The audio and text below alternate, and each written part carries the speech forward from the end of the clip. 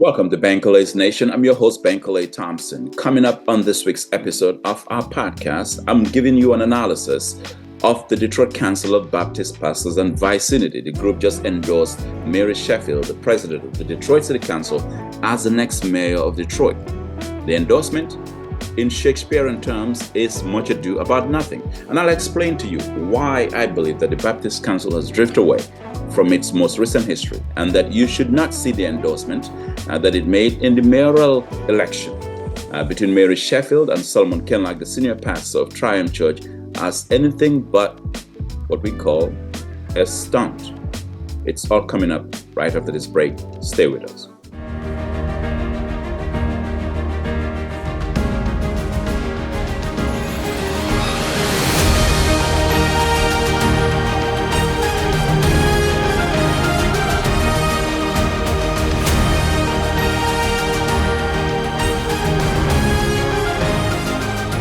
Welcome to Bankole's Nation. I'm your host, Bankole Thompson, and thank you so much for joining us for this week's episode of our podcast. And of course, we're digging deeper, as always, as we do, into the 2025 Detroit mayor's race. We're giving you a perspective that no one else is willing to give you in this general election race matchup between Mary Sheffield, the president of the Detroit City Council, and Solomon Kinloch, the senior pastor of Triumph Church here in Detroit. Reverend Kinloch and Mary Sheffield are the two, of course, highest vote getters from the primary election. And so they're running against each other, basically, in the general election. Either of them, Mary Sheffield or Solomon Kinloch, would become the mayor of Detroit January of 2026. But an incident or an occasion happened last week, August 19th. The Detroit Council of Baptist Pastors and Vicinity, as they call it, came out in support of Mary Sheffield for mayor. They announced their endorsement at a press conference, and I watched it on their Facebook page. Somebody provided a link to me, and I went back and watched it. And of course, the Council of Baptist Pastors has a very long history in this town. It is currently led by Reverend Richard White, who's the president, and of course, they have officers, vice president, and so forth, and you name it. Now, in their endorsement of Mary Sheffield, they explain that they believe that she's more qualified to be the mayor of Detroit, which was, of course, a very telling endorsement in itself. It kind of went under the radar, and I want to talk about it because I think it's important. That's why this podcast exists, because we look at things that normally people ignore, and we give you a perspective that some aspects of the media would not engage. And of course, because perhaps they don't have the what I call it, the history of Black negritude like we do, and being able to bring that to bear on the issues that are shaping Black lives in Detroit. And the Council of Baptist Pastors, like I said, has a lot of history in this town, and I know that group very, very well. I know the people that have ran that group in the past. I've interacted with them on many occasions, and I've had conversations with them. In fact, it was just in 2018, I think, when Reverend Steve Bland, the senior pastor of Liberty Temple Baptist Church, he spoke at the press conference last week endorsing Mary Sheffield. But it was in 2018 when Reverend Bland, who was then the vice president of the council, the first vice president, invited me to speak at their meeting to give a review of the state of the recovery of Detroit. And that meeting was held at Russell Street Baptist Church in the Eastern Market, I think, where the Reverend D.D. Coleman is the senior pastor. Suffice it to say, the endorsement, the Baptist Council, Detroit Council of Baptist Pastors, choosing Mary Sheffield and instead ignoring or abandoning Reverend Solomon Kinloch. Suddenly, there's a biblical reference: a prophet is not without honor except in his own town. Now, some of you may say, well, that looks like that's what happened here. Others may say, well, no, I mean, that's their choice. And of course, it's their choice to endorse who they want. But what I want to talk about is the endorsement, what it means. I, for one, am not a big fan of endorsements. I really don't believe in it. I've talked about it. Sometimes endorsements are much ado about anything. I believe that when people are running for office, they need to hit the streets. If they want to win, they have to hit the streets. If they want to win, They have to be out there in the streets. If they want to win, they have to be out there talking to people in neighborhoods. Big time endorsement, so and so said you're the greatest thing since sliced bread. Those things don't matter. People want to see you out there. People want to see you out there. Look at the mayoral candidate in New York, Mandamne. And what happened? He was in the streets every day. Every day. He didn't have the big time endorsements. The New York Times did not endorse him. He didn't have any of the, the big names, you name it. He was out there in the streets of New York every day. Freeze rent, bus, transportation passes, and childcare.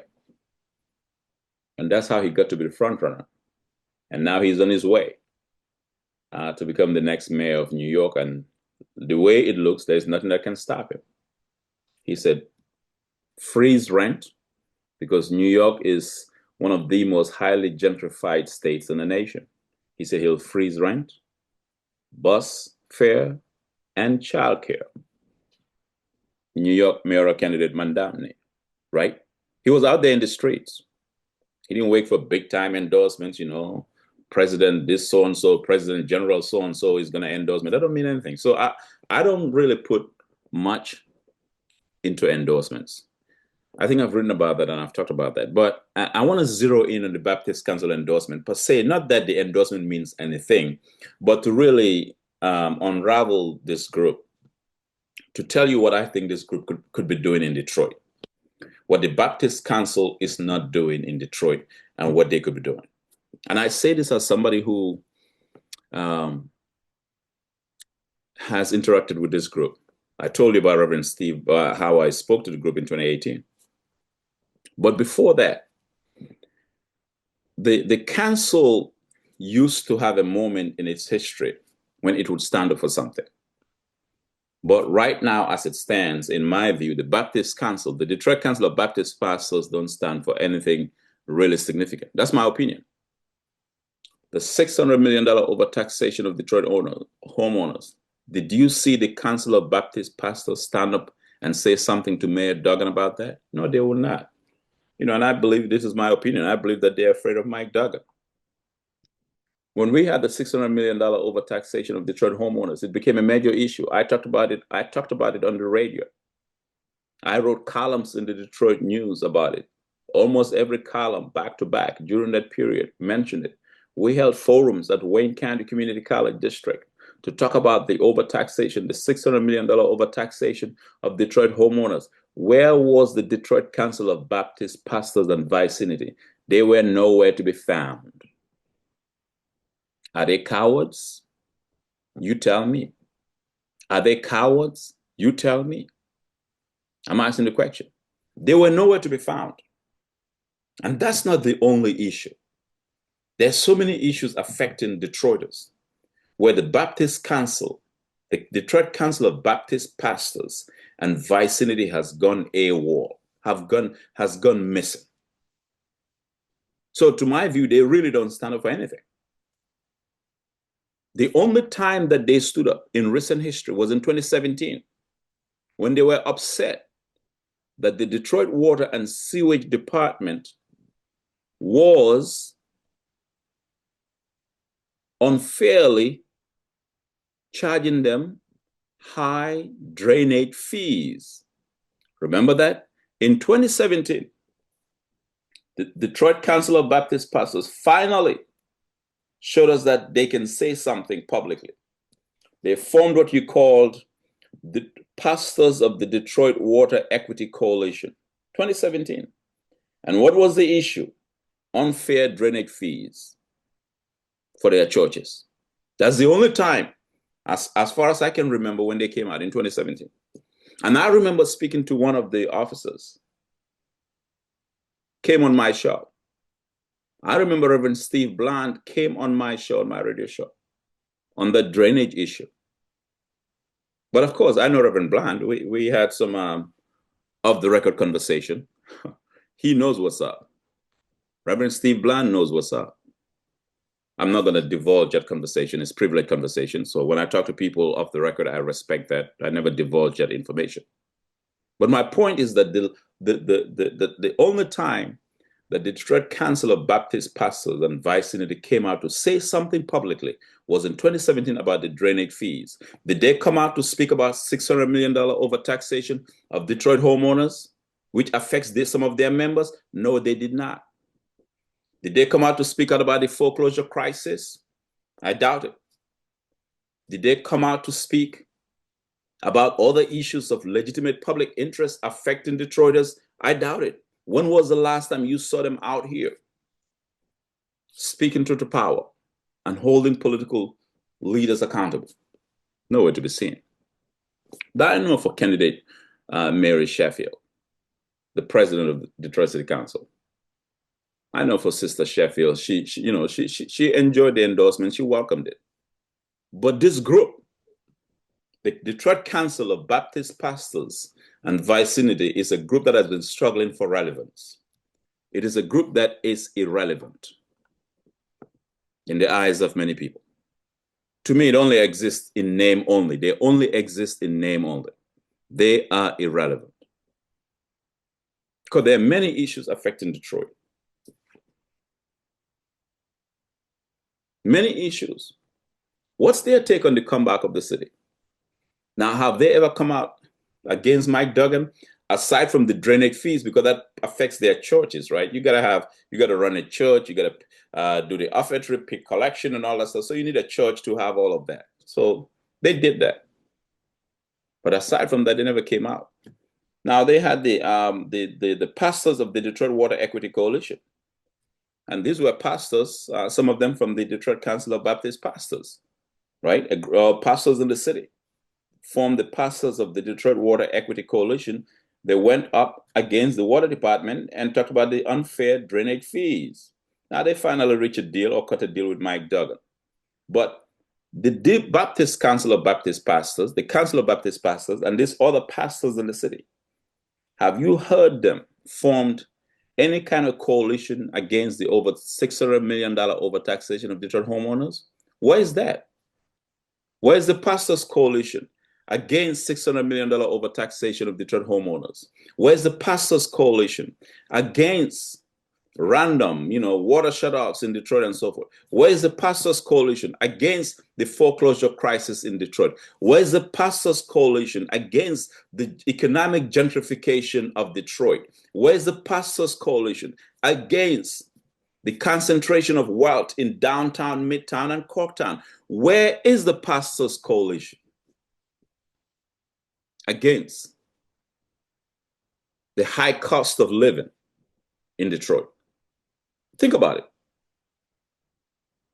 So when they came out and endorsed Mary Sheffield for mayor, I chuckled. I said, I said, I know these folks very well. I know that. And I needed to say this. It takes someone like me to come out here and be able, because I'm familiar with the history. I've written about it. I've been in their midst. And when they invited me to speak in 2018, a year after they raised hell about the drainage fees, I went there. I didn't talk about the drainage fees. I talked about the lack of moral courage among clergy ministers in this town. And some of them know themselves. There's a lack of moral courage. They know themselves very, very well. They may have a long title of Bishop so-and-so, Bishop Dr. so-and-so, but they're scared of Mike Duggan. How can the bishop be scared of Mike Duggan?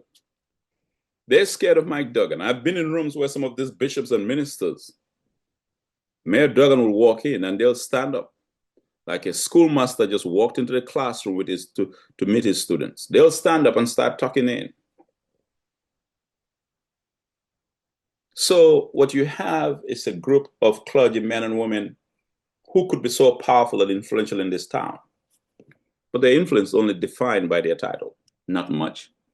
And nobody's scared of the Council of Baptist Pastors. That's why that endorsement means nothing. Mike Duggan don't think much. In my opinion, he doesn't think much of that group anyway. I mean, he uses them for political cover. He uses them as a backdrop. They're a good backdrop. When Duggan was running for office, he had these pastors behind him. Some of them are members of the Baptist Council. They're a nice backdrop. I call it the black backdrop. Mike Duggan needs the black backdrop. So he has the Baptist, some of the pastors from the Baptist Council stand behind him and so forth.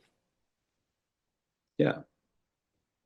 But that group has not spoken out in the way it should speak out. You know, that group is not like the U.S. Conference of Catholic Bishops that comes out and weighs in on the economic justice issues affecting the Catholic Church. That group is not like the Baptist Council is not like the Detroit Regional Chamber, which comes out strongly to advocate for their members, for the business community. You ask yourself, who does the Baptist Council advocate for? Who does the Detroit Council of Baptist Pastors advocate for? Suddenly, in my opinion, they don't advocate for their members who are impacted by the foreclosure crisis, the $600 million overtaxation of Detroit homeowners. You know.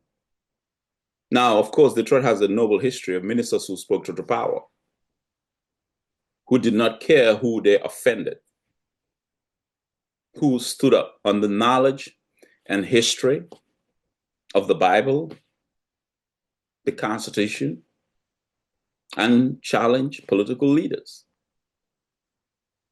Detroit doesn't have those ministers anymore. You know, I remember several years ago when I spoke at Tabernacle Missionary Baptist Church, I talked about that for their 95th anniversary. You know, I remembered my late good friend, Bishop P.A. Brooks, first assistant presiding bishop of the Church of God in Christ. Yeah. Men like Bishop Brooks no longer exist in Detroit. And the courage of Bishop Brooks's conviction, his moral clarity. The Detroit Council of Baptist Pastors, the entire current Detroit Council of Baptist Pastors, the entire body of this current council does not even amount to a fifth of the moral courage and clarity of the late Bishop P.A. Brooks. And so this organization is being challenged to do something instead of being quiet on issues. And I'll share a story with you. This very council, the Detroit Council of Baptist Pastors, used to have a president named Reverend Joseph Jordan. Reverend Jordan was the president during the Kwame Kilpatrick era back in 2003, 2004. Joseph Jordan, he was a senior pastor of Corinthian Baptist Church, right at the border of Detroit and Hamtramck. Reverend Jordan, I knew him very well. He had tremendous amount of respect for me, always called me Mr. Editor. The only person who also called me Mr. Editor, and he will do this whenever he saw me, Mr. Editor, was the late Congressman John Conyers Jr., civil rights hero and dean of the Congressional Black Caucus. The only other person who always called me Mr. Editor was the Reverend Joseph Jordan, who was then the senior pastor of Corinthian Baptist Church. He was president of the Detroit Council of Baptist Pastors. And we had mutual respect and admiration for each other. I used to meet with Reverend Jordan almost every month at his office at Corinthian Baptist Church. And we would sit down and have conversation. He was a liberation theologian. I admired, he was a man of letters. He reminded me of Bishop P.A. Brooks, another man of letters. Reverend Jordan had a sharp intellect, a love for civil rights history, but also a love for William Shakespeare. He was intellectual heavyweight. And so we would get together to talk about different issues in Detroit. You know, he was part of a healthcare coalition in Detroit, advocating for equitable healthcare for Detroiters. And so we would talk every month at Corinthian Baptist Church. I'll drive by there, go see him. And there was also a story that he never really wanted people to forget. And of course, that was the discrimination case in Hamtramck that the late federal judge and civil rights hero Damon Keith ruled in 1971. Judge Damon Keith ruled that the city of Hamtramck intentionally discriminated against Black residents. It was a 1971 case. Reverend Jordan always talked about that case at the start of our conversation about just the importance. And you know what? The conversation was almost like the continued struggle to affirm that Black lives matter. And so I had great admiration for Reverend Jordan. But my respect and admiration for him grew even deeper when I recall in 2004,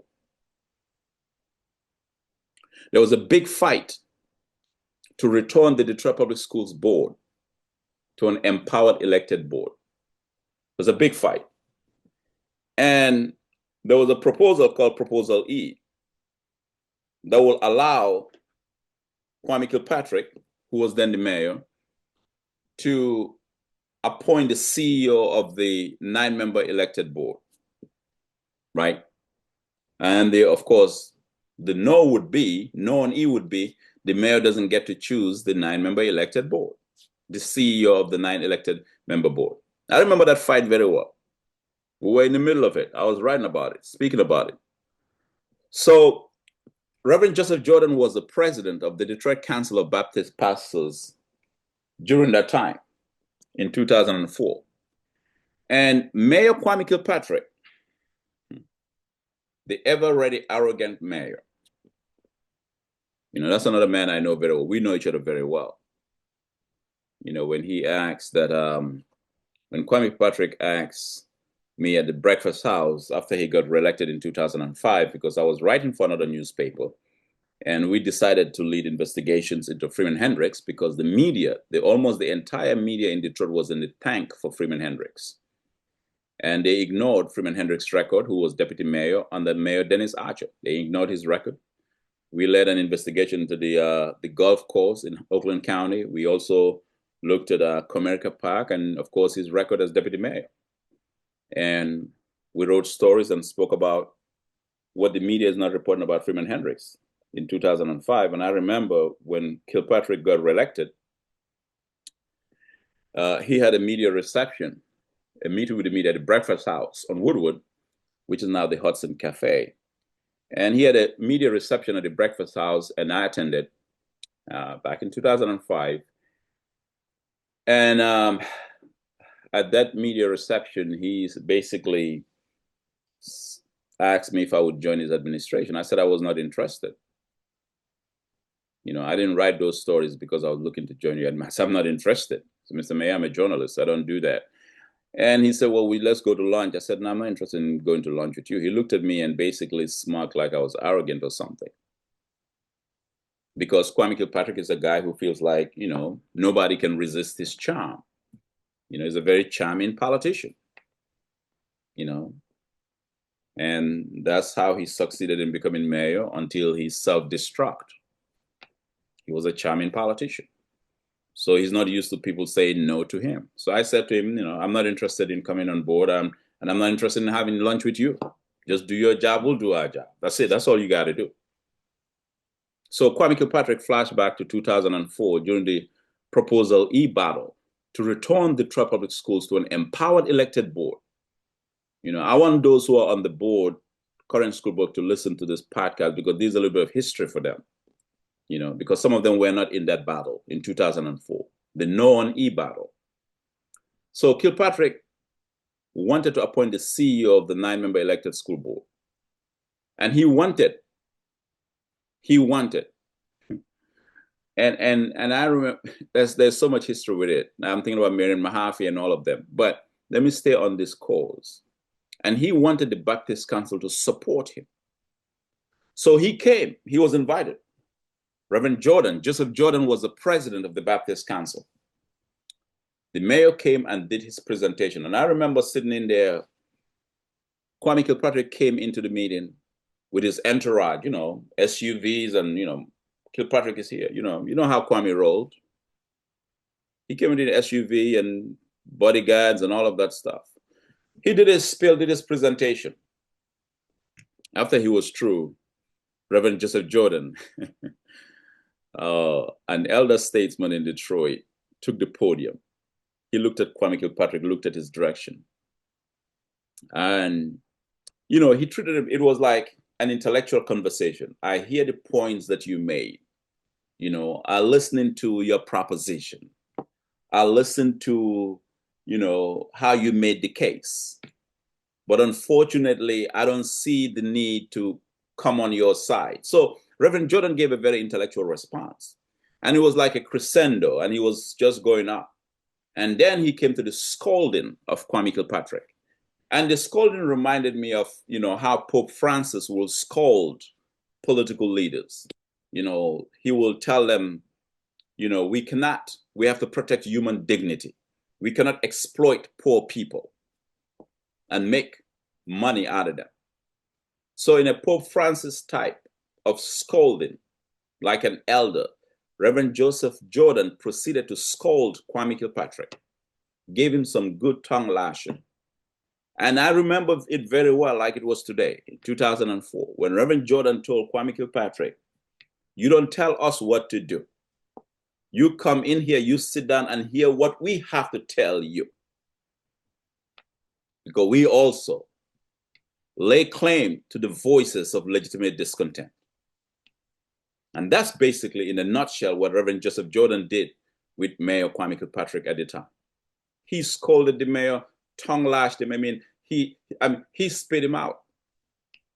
And it was one of the high point in recent history, is perhaps the highest point of truth telling and speaking truth to power at the Detroit Council of Baptist Pastors. That current leadership under Richard White doesn't have the guts, the temerity, the audacity to speak to Mike Duggan the way Reverend Joseph Jordan did to Kwame Kilpatrick. They will never do it in a million years. In my opinion, they are scared. And so Reverend Jordan raised the bar for the Detroit Council of Baptist Pastors and Vicinity. He raised the bar. And guess what Kwame Kilpatrick did? With his arrogant self, he got up. He didn't even have the decency to wait for Reverend Jordan to call the session of the Council of Baptist Pastors meeting to an end. He got up and left before the session was officially closed. Because anybody who knows Kwame Kilpatrick, that's what he does. He's arrogant. He doesn't get his way. He picks up his marbles and walk away and go home. But my respect for Reverend Joseph Jordan at the Detroit Council of Baptist Pastors grew deeper after that experience. To watch how he handled a powerful mayor in this town at the time, Kwame Kilpatrick. And I believe he would have handled Mayor Mike Duggan the same way. You don't come here and tell us what to do. You come here and listen to what we have to tell you.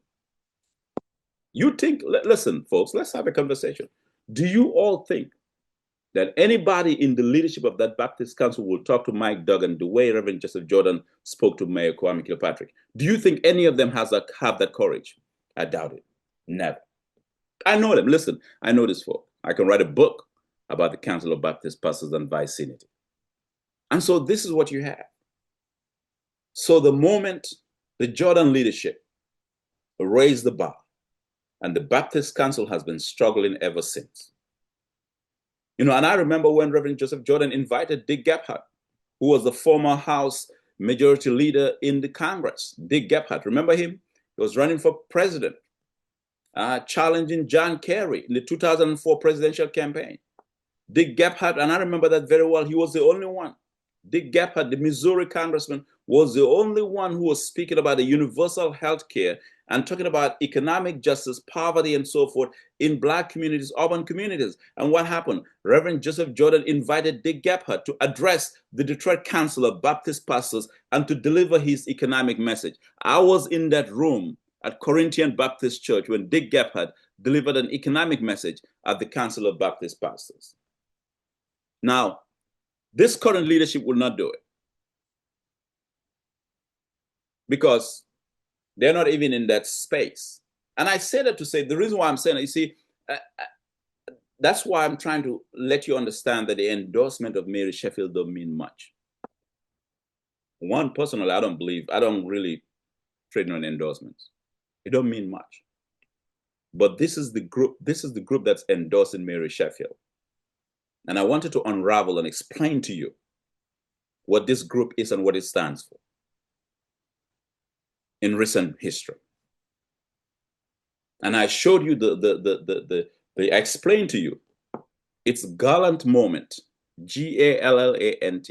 Its gallant moment in its most recent history was when the Reverend Jordan was the president of the council. And what he did, he stood up and spoke truth to power. Scolded a sitting mayor in his own hometown. Some of these pastors aren't going to do that. Are you kidding me? What? If the Mike Duggan says jump, they'll respond and say, how high do you want us to jump? They will respond and say, how high do you want us to jump? Yes. They will never talk to Mike Duggan in that way. Some of these bishops will never talk to Mike Duggan in that way. When he tells them jump, they'll ask and say, how high? Yes. Reverend Wendell Anthony, senior pastor, Fellowship Chapel, head of the NAACP, he will never, in his entire life, he will never speak to Mike Duggan that way. He's Mike Duggan's number one pastor. But my point is, I gave the example of Reverend Jordan, so you can see what this group, how far it has come, and how much it has drifted away from speaking truth to power. If Reverend Jordan were alive, he will speak up about the $600 million overtaxation of Detroit homeowners. He will not be quiet about it. This group has drifted away from its most recent history of gallant leadership exemplified in the presidency of the late Reverend Joseph R. Jordan. Reverend Joseph Jordan. Think about it. And Detroit has a noble history of men and women who spoke truth to power. That's one thing that I appreciate about the late Bishop P.A. Brooks. He spoke truth to power. He didn't hold back. Bishop Brooks and I will have conversations in his office. Share with me his stories with Mayor Coleman Young, Aretha Franklin. And I will listen to those stories. And we'll joke about who got mad that I wrote a column or spoke out against them. And Bishop Brooks enjoyed what I did. And even when these politicians who got upset about what I was writing or saying, Bishop Brooks affirmed that I agree with Bankole Thompson. And how did he do that? Let me tell you, I'm going to share a quick story. 3 years in a row, when he was the first assistant presiding bishop of the Church of God in Christ, every year Kojic will have the election. Is it every year or every other year? But anyway, anytime Bishop Brooks was being ordained as the first assistant presiding bishop, he invited me on 3 occasions to serve as the master of ceremony at his ordination at the Marriott Hotel in downtown Detroit, the Renaissance Center. I accepted the invitation as a high honor. One, I'm not an ordained minister. I'm perhaps the only one who was not an ordained minister on that podium, serving as the master of ceremony at the ordination ceremony for Bishop P.A. Brooks as the first assistant presiding bishop, sitting between Bishop Brooks and Bishop Charles Blake, presiding Bishop Emeritus of the Church of God in Christ. And I remember very well, Mike Duggan was sitting in the VIP political section, and he saw me on the podium. He didn't believe I was the MC. He looked shocked. Some white folk don't think that black folk know each other. They think they can introduce black folk to black folk. Mike Duggan was there, sitting in the political section, watched me as I was being introduced at the start of the ordination, when the bishops were making the procession into the Marriott Hotel. And Bishop Brooks' daughter was introducing me as the master of ceremony for the ordination. And she said, Evangelist Faith Brooks, she said this to the crowd. She said, my father trusts this brother. My father trusts Bankole Thompson. And Mike Duggan was shocked because, I've been on his tail. I've been on him like white on rice. He didn't believe it. But I said it to say that there are folks who understand the value of speaking truth to power, because that's where they came from. You know, Bishop Brooks believed in speaking truth to power, right? Reverend Joseph Jordan believes in speaking truth to power, and he demonstrated that with Kwame Kilpatrick. Does the leadership of this current Council of Baptist Pastors, exemplified in the presidency of Reverend Richard White, does Brother White believe in speaking truth to power? We've not seen it. He'll have to show us.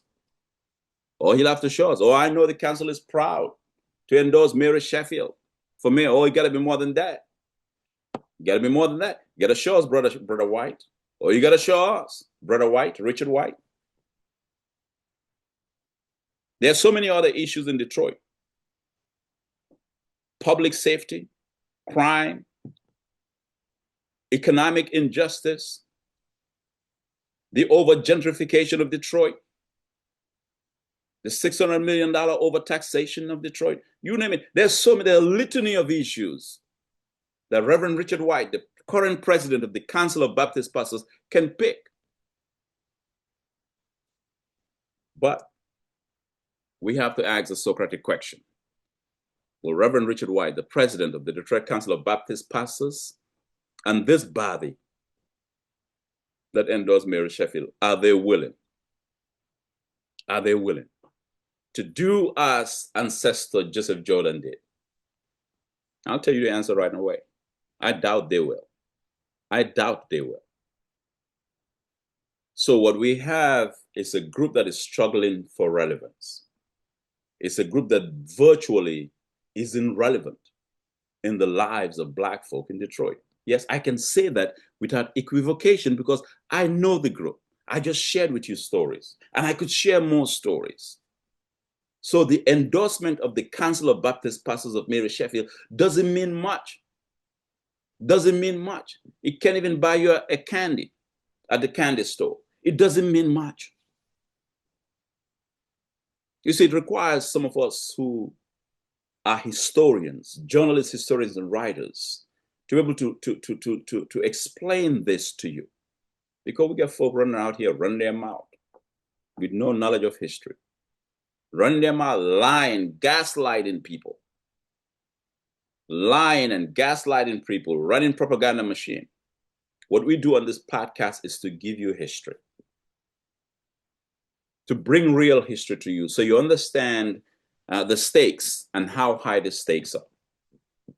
And you understand why in this moment and time, it is important that organizations that purportedly speak for Black folk stand up and speak truth to power. In a Martin Luther King Jr. tradition, in a Malcolm X tradition, in a Frederick Douglass tradition, in a Shirley Chisholm's tradition, Brother Richard White and that entire leadership of the Detroit Council of Baptist Pastors, we're asking you to stand up. And you got to be more than just having a press conference and telling us that Mary Sheffield is your candidate. Brother, you got to do more than that. Or you got to do more than that. Reverend Joseph Jordan spoke truth to power. He spoke truth to power. And that's why when I always look at the Council of Baptist Pastors, I think about its history. I always go back to the Reverend Joseph Jordan era. Because an important, it is a seminal point in that history. What Reverend Joseph Jordan did was, what he did was in line with the writings of the late great Black theologian James Cone, the greatest Black theologian of the 20th century, was in line with the writings of James Cone, who wrote the book Black Theology and Black Power, and so many other books on the importance of the Black church being a voice for social justice. Or we can go to Ken Hopefelder, the late Howard University professor of divinity, Ken Hopefelder, who wrote the book Troubling Biblical Waters. Ken Hopefelder, who edited the African Heritage Bible. Ken Hopefelder, the scholar activist, said the Black church is a sleeping giant. Reverend Richard White and that entire leadership of the Baptist Council, you all need to step up You all need to step up. You all need to step up. Coming out to endorse a candidate for mayor after having not spoken out on a number of issues in this town doesn't cut it. Detroit deserves better than this. And I'll end this podcast, this week's edition, with Frantz Fanon. And I'll recommend that they read Frantz Fanon, in addition to recommending that some of them read Kane Felder, Troubling Biblical Waters, or James Cone. I'll also ask that you read Frantz Fanon, the writings of Frantz Fanon, who said each generation must, out of relative obscurity, discover its mission, fulfill it, or betray. The choice is ours, and the choice is before the Detroit Council of Baptist Pastors. We shall see what direction they'll go. Thank you for joining us on this week's episode of our podcast.